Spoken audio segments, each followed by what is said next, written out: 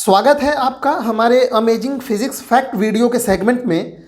ऐसे वीडियो में हम लोग फिजिक्स या साइंस से जुड़े किसी इंटरेस्टिंग फैक्ट के बारे में हम लोग डिस्कस करते हैं और ये वीडियो जो है वो हमारे चैनल के अमेजिंग फिजिक्स फैक्ट प्लेलिस्ट के सेगमेंट में आपको देखने को मिलेगा।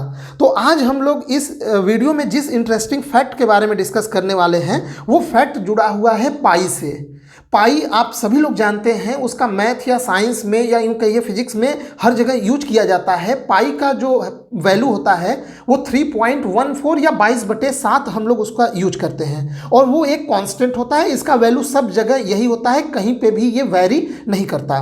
तो इसी वीडियो में हम लोग डिस्कस करने वाले हैं कि ये जो पाई कांस्टेंट है इसका सार्थकता क्या है, ये है क्या, ये किस चीज़ से जुड़ा हुआ है, कैसे आता है। आप लोग बेशक इसके ऊपर कई प्रकार के फैसिनेटिंग वीडियो देखे होंगे, कई प्रकार के सुपरफिशियल इमेजिनरी जो है मतलब फैक्ट देखे होंगे और मैं ये नहीं कह रहा हूँ कि वो गलत है या सही है, बिल्कुल इसको कई प्रकार से एक्सप्लेन किया जा सकता है।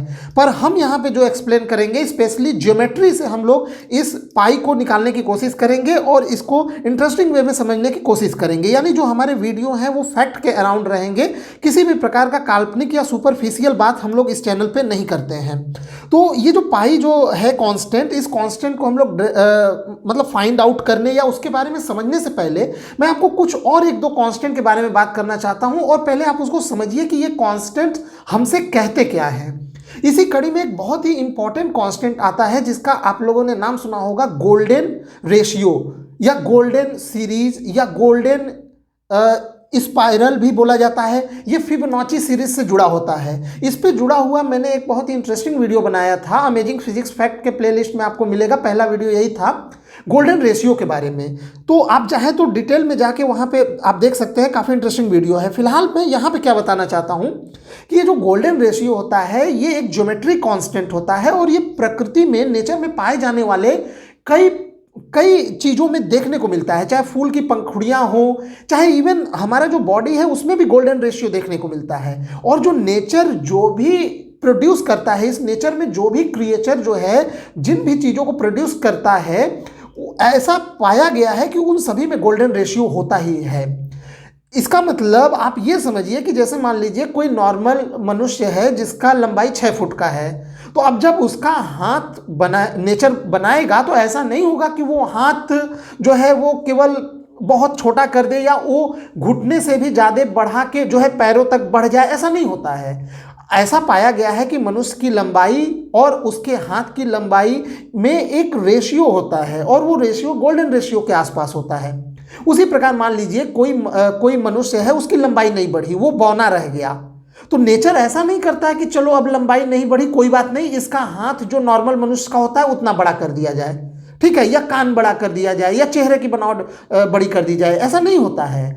लंबाई और शरीर के अंगों की लंबाई के बीच में एक रेशियो होता है और वही रेशियो गोल्डन रेशियो के करीब होता है और वो आमतौर पर सबके लिए फिक्स होता है। यानी जिसकी लंबाई कम होगी तो उसी अनुपात में उसके हाथों की लंबाई, कानों की लंबाई और भी चीज़ों की लंबाई जो है वो रिस्ट्रिक्ट हो जाएगी और वो गोल्डन रेशियो के आसपास रहेगी। मेरे ख्याल से आप लोग समझ गए होंगे गोल्डन रेशियो जो कांस्टेंट है वो किस प्रकार से वर्क करता है। और नेचर यानी कोई अगर क्रिएचर गोल्डन रेशियो से के आसपास न हो, यानी रेशियो में बहुत ज़्यादा डिफरेंस आ जाए, तो क्रिएचर उन प्रोडक्ट्स को एक्सेप्ट नहीं करता, यानी वो सस्टेनेबल नहीं होते हैं। यानी प्रकृति में अगर किसी चीज़ को स्टेबल बनना है, अगर प्रकृति कोई स्टेबल चीज़ों को प्रोड्यूस करता है, बनाता है, तो उसमें गोल्डन रेशियो देखने को मिलेगा ही। उसी प्रकार आज जो हम लोग जिस कांस्टेंट के बारे में बात कर रहे हैं वो कांस्टेंट है पाई। पाई भी जो कांस्टेंट है वो भी ज्योमेट्री से जुड़ा हुआ है और उसी को बाय ज्योमेट्री हम लोग यहाँ पे देखने वाले हैं कि कैसे पाई को हम लोग यहाँ पे ड्राइव करेंगे। तो इसके लिए मैंने यहाँ पे ये 2 धागे लिए हैं। आप चाहे तो इस एक्सपेरिमेंट को 2 धागा या 3 धागा या 4, 5 चाहे जितनी बार कर सकते हैं, कोई फर्क नहीं पड़ता। धागे की लंबाई, मोटाई, चौड़ाई उसे फर्क ही नहीं पड़ता। तो मैं पहले एक धागे से एक्सपेरिमेंट करके दिखाता हूँ। तो ये देखिए, ये मेरे पास एक धागा है। मैं क्या करता हूँ, सबसे पहले इससे मैं एक वृत्त बनाने की कोशिश करता हूँ। तो ये मैंने इस धागे से ये एक यहाँ पे एक वृत्त बनाया। ये हमारा वृत्त काफ़ी हद तक वृत्त से मिलजुल रहा है। तो ये मेरा वृत्त बन गया। अभी मैं क्या करने वाला हूँ, इस वृत्त का हम लोग व्यास मापेंगे, जिसको हम लोग डायामीटर कहते हैं। तो ये मैंने इसका व्यास मापा और स्केल में मुझे इसका व्यास लगभग 13 सेंटीमीटर के आसपास दिखाई दे रहा है। ठीक है, तो मैं यहाँ पे लिख देता हूँ कि इसका जो व्यास है वो व्यास हमें मिल रहा है 13 सेंटीमीटर। अभी क्या करिए, आप इस धागे को ओपन कर दीजिए और ये इस प्रकार से आप इसको फैला दीजिए। अब हम लोग इस धागे की लंबाई मापेंगे। तो चलिए मैं यहाँ पे ये लंबाई मापता हूँ। देखिए यहाँ पे ये यहाँ तक आया, ये 15 सेंटीमीटर हो गया। अब इसके बाद मैं और यहाँ से ये मापता हूँ, ये अगेन 15 सेंटीमीटर यानी 30 सेंटीमीटर हो गया। अब ये जो बचा है ये यहाँ पे हमारा ये 11 सेंटीमीटर है। तो हमारा टोटल लंबाई कितना हो गया, 15 15 30 और ये 11 30 10 40 1 41, यानी इस धागे की जो पूरी लंबाई है वो आ रही है 41 सेंटीमीटर। अभी हम लोग क्या करते हैं कि अब मैं इसके ये जो धागे की लंबाई है इसमें इसके व्यास से भाग दे देता हूँ। हालांकि भाग सिंपली दिया जा सकता है पर मैं पॉइंट के कुछ अंकों तक ला के दिखाना चाहता हूँ, इसलिए मैं कैलकुलेटर का यूज कर रहा हूँ। अब मैं भाग देता हूँ 41 में भाग देता हूँ इसके व्यास यानी 13 का, ये आ रहा है लगभग 3.1538। तो ये लगभग आ रहा है, यानी मैं इसका लंबाई बटे इसके व्यास से मैंने भाग दिया तो ये आ रहा है 3 दशमलव, मैं केवल 2 ही अंक लेता हूँ 15। ये कहीं ना कहीं आप देख रहे होंगे कि ये पाई के करीब आ रहा है। आप लोग जानते हैं पाई का वैल्यू क्या होता है, 3.14 और भी उसके बाद होता है, या कभी कभी आप लोग 22/7 भी लेते हैं। तो ये बहुत ही उसके करीब ये वैल्यू आ रहा है। अगर ये एक्सपेरिमेंट काफ़ी एक्यूरेटली अगर किया जाए तो ये एग्जैक्ट पाई के वैल्यू के बराबर आएगा। यानी पाई एक कांस्टेंट है जो वृत्त के ज्योमेट्री से जुड़ा हुआ है। अब ध्यान दीजिएगा, ये इसके लंबाई पे निर्भर नहीं करता।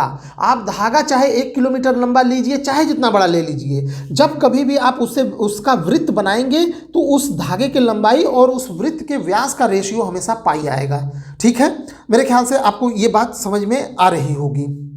तो अब हम लोग इसको फॉर्मूले से भी देख लेते हैं। जैसे अब देखिए, आप जानते हैं वृत्त की जो ये लंबाई जो है, जब आप वृत्त बना रहे हैं तो यही लंबाई इस वृत्त का क्या बन जा रहा है, परिधि बन जा रहा है। तो परिधि आप लोग जानते हैं क्या होता है, 2πr होता है। और जब आप इसको भाग दे रहे हैं इसके व्यास से, तो व्यास क्या होता है, त्रिज्या का 2 गुना होता है। तो यहाँ पे r रेडियस है, व्यास नहीं है। तो मैं यहाँ पे इसका लंबाई यानी परिधि 2πr हो गया बटे व्यास। व्यास क्या हो जाएगा, 2 × r। तो ये पूरा यहाँ फैक्टर कट जाएगा और फाइनली ये क्या आ जाएगा, पाई आ जाएगा। ये फॉर्मूला आप लोग कई बार यूज किए होंगे। तो इस प्रकार से पाई का वैल्यू ये कैलकुलेट होता है। अभी मैं क्या करता हूँ, सेम एक्सपेरिमेंट आपको एक छोटे धागे से मैं करके दिखाता हूँ। यानी आपको ये दिखाने के लिए कि ये धागे के लंबाई पर निर्भर नहीं करता। ये मेरे पास एक और छोटा सा धागा है, मैं इससे एक वृत्त बनाने की कोशिश कर रहा हूँ। ये हमारा वृत्त लगभग ये मान लीजिए बन गया, कुछ हद तक ये वृत्त तक दिख रहा है। तो अभी मैं क्या करूँगा, इसकी मैं मेजर करता हूँ इसका व्यास। ये काफ़ी पतला है जिसके कारण ये बनने में दिक्कत हो रहा है। तो अभी मैं इसका व्यास मेजर करता हूँ। तो देखिए इसका जो व्यास आएगा वो लगभग मैं मेजर करूँ तो यहाँ पे आप देख पा रहे होंगे, एक मिनट। तो अभी मैं इसका व्यास मेजर करने जा रहा हूँ। तो ये देखिए, ये लगभग व्यास मुझे मिल रहा है 7 सेंटीमीटर। ठीक है, इसका व्यास मिल रहा है 7 सेंटीमीटर, आप लोग याद रखिएगा। अब मैं इस धागे को लंबाई मापता हूँ। तो व्यास इसका 7 सेंटीमीटर है, मैं लंबाई मापूंगा। तो यहाँ पे देखिए, यहाँ से यहाँ तक ये 15 सेंटीमीटर हो गया। और अब इसको मैं मापता हूँ तो यहाँ से ये 15 सेंटीमीटर और यहाँ पे ये देखिए 7 सेंटीमीटर, 15 और 7। तो लंबाई कितना हो जाएगा, लंबाई हो जाएगा 15 + 7, ये कितना हो जाएगा 22। और इसका व्यास कितना आया था, व्यास आया था 7 सेंटीमीटर। तो लंबाई 22 आ गया है और व्यास क्या आ गया, 7। तो ये आ गया 22/7। अब ये कोइंसिडेंटली देखिए पाई के वैल्यू के ही बराबर आ गया। अब इसको आप भाग देने की ज़रूरत ही नहीं है, ये तो आप लोग यूज ही किए होंगे। मैंने हालांकि धागा इसी तरह काटा था, मैंने इसको नाप के नहीं काटा था। तो ये पाई के वैल्यू के ही लगभग बराबर आ गया। तो आप जब भी एक्यूरेट एक्सपेरिमेंट करेंगे, आप चाहे जितनी बार इसको करिए, इस धागे की लंबाई यानी परिधि बटे उससे बना हुए वृत्त का व्यास जब भी निकालेंगे तो वो एक वैल्यू आता है, और वो वैल्यू आता है 3.14 समथिंग। और भी इसमें आप लोग जानते हैं कई अंकों तक ये आएगा, ख़त्म नहीं होगा। और यही वैल्यू को हम लोग क्या बोलते हैं, पाई बोलते हैं। आई होप आपको ये वीडियो काफ़ी पसंद आया होगा। वीडियो देखने के लिए आपका बहुत बहुत धन्यवाद।